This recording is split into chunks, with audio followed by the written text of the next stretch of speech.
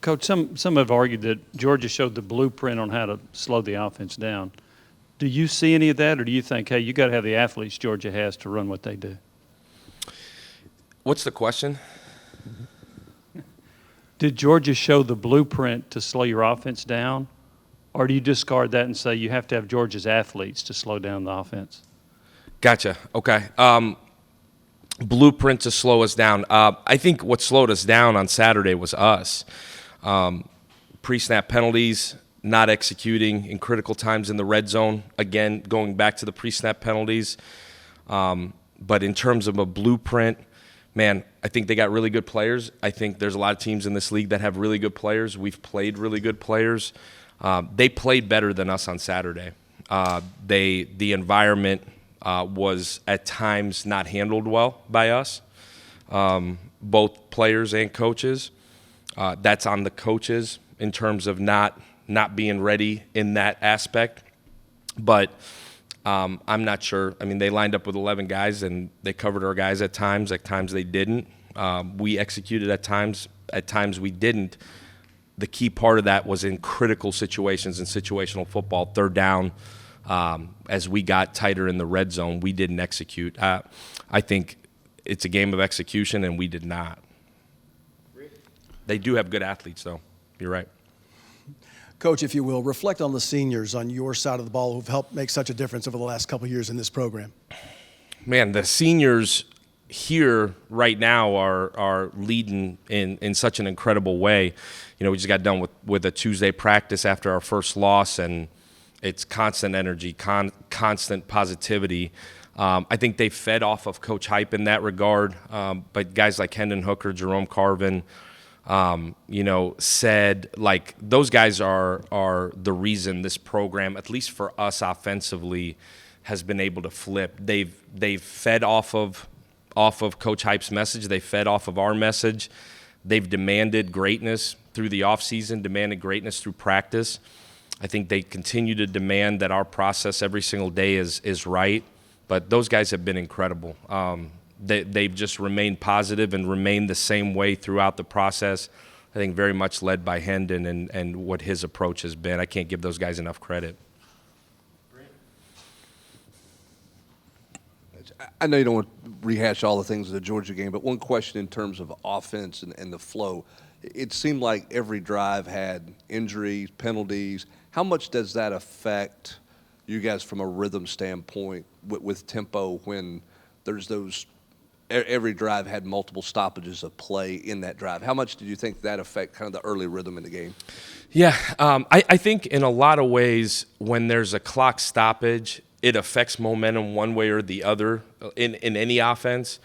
I think when it's self-inflicted, when there's 5 yards that come with it, I think it's really hard because you're playing, instead of 3rd and 1, now you're playing 3rd and 6. Instead of 3rd and 6, you're playing 3rd and 11. I think those situations are hard.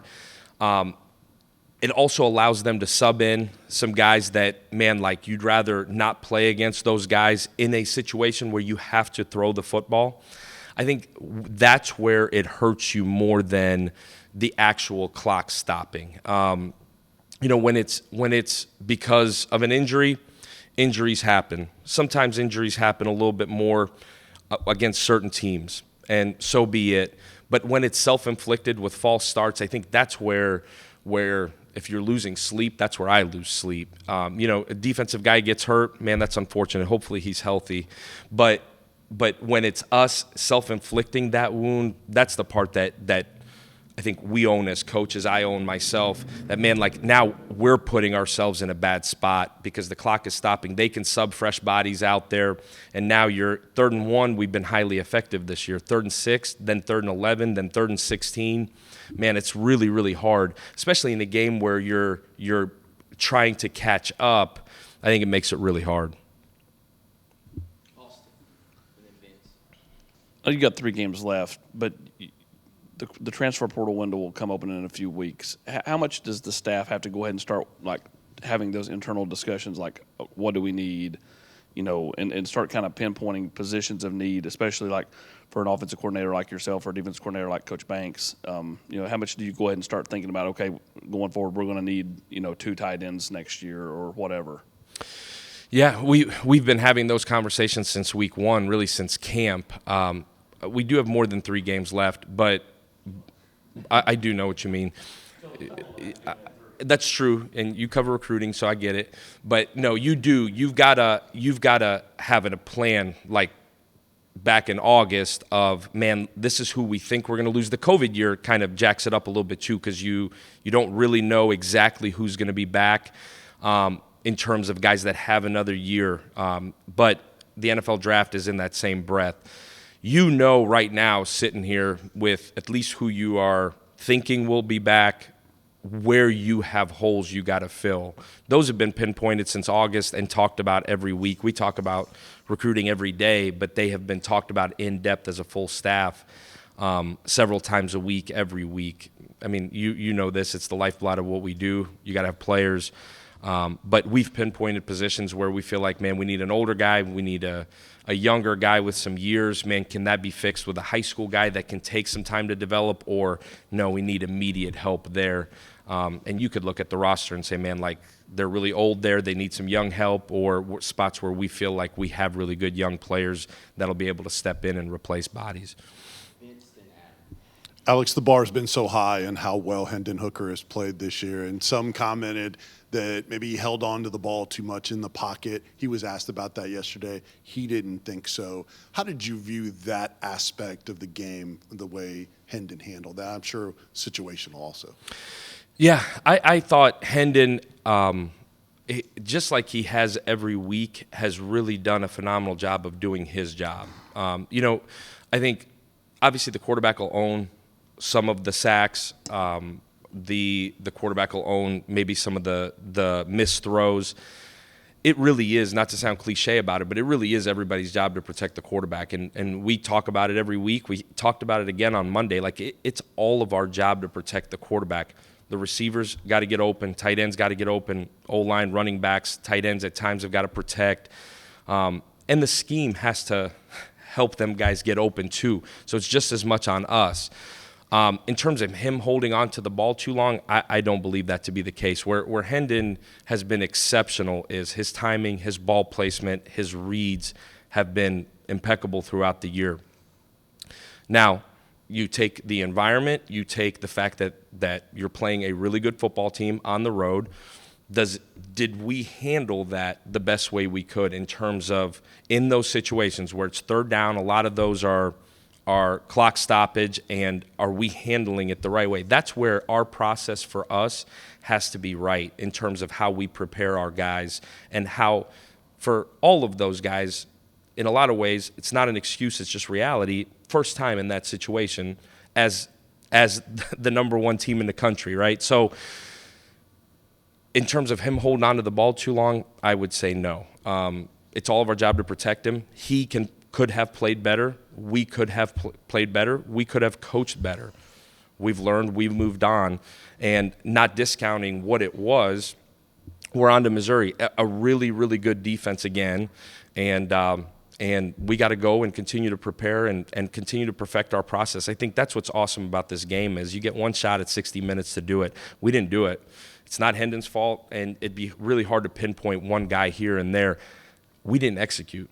We jumped off sides. We didn't execute in the red zone, and it wasn't good enough. And so I think everybody understands that. Our players understand that.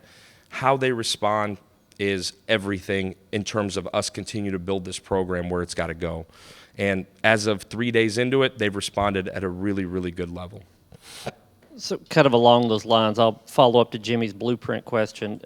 If you compare how teams schematically have defended you, would you say Georgia was at least within that range?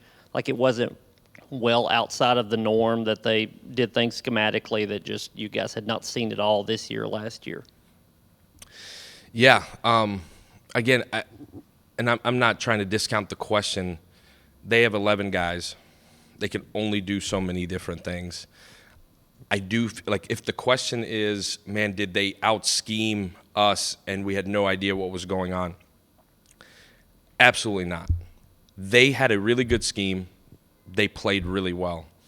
We have a really good scheme. We did not play well. Again, schematically, we were sound. We were behind the chains because of the pre-snap penalties the entire night. So, blueprint, yes. If the blueprint for those guys, really good players, really good coaches. Awesome. We have really good players, really good coaches. On that day, in that 60 minutes, they were better than us. We screwed up a bunch with the pre-snap penalties.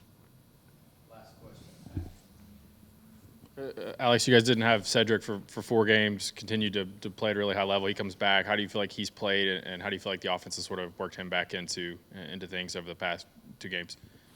Yeah, I think Ced's done a really good job. We were really careful bringing him back 2 weeks ago. He played the entire game against Georgia. Ramel spelled him there a little bit. I think he's done a really good job. He's looks like his old self, maybe fresh legs a little bit in some ways. But he's continued to press it to improve every single day. Really, really good to have him. I think, you saw him on Saturday. He made some plays that were hard to make. The guy that was covering him is as good as one as we've seen all year. A lot of credit to that kid. But I thought Ced won his share of battles in that one. I think he's going to continue to win his share of battles. I think he's knocked the rust off. Man, it's really good to have him. I really think with him and Brew and Ramel being able to rotate and squirrel, I think we're continuing to build depth there. You hope to continue to be able to play more guys, but really proud of Ced. Thank you. Thank you, guys.